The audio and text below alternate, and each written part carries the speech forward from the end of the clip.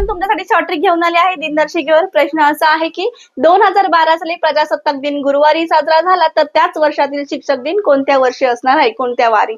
तर बघा, प्रजासत्ताक दिन कधी असतो? 26 जानेवारी.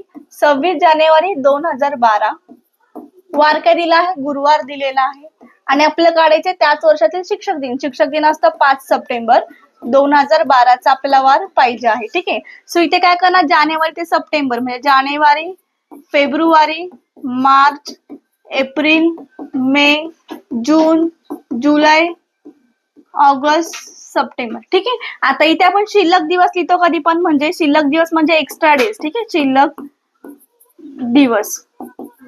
आता ह्याच्यामध्ये कधी पण जानेवारीच्या 31 दिवसातून हे 26 मायनस करायचे. 31 मधून 26 गेले, किती राहिले? 5.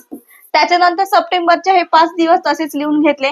आता फेब्रुवारी महिना लीप वर्ष असेल तर तुमचा एक्स्ट्रा दिवस हा 1 असणार आणि 12 लीप वर्ष आहे म्हणून 1. मार्च हा महिना 31 चा आहे म्हणून 3. एप्रिल 30 चा आहे म्हणून 2. मे हा 31 चा आहे म्हणून 3.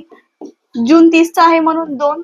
जुलै 31 चा आहे म्हणून 3. ऑगस्ट पण 31 चा आहे म्हणून 3. ह्या सगळ्यांची टोटल करायची. 5 आणि 5 10. 10 आणि हे 3 किती होतात? 13. 13 आणि 2 15. 15 आणि 3 18. 18 आणि 2 20. 20 आणि 3 23. 23 आणि 3 26. 26 आणि 1 27. ह्याला 7 ने भाग दिला आपण. 7 त्रिक 21. 22 23 24 25 26 27. 6 दिवस तुमची काय राहिली? बाकी. म्हणजे 6 दिवस तुम्ही पुढे जाणार आहात. ठीक आहे. 6 दिवस म्हणजे गुरुवारच्या पुढे जर 6 गेले तुम्ही 6 तर तुमचं बुधवार येणार आहे.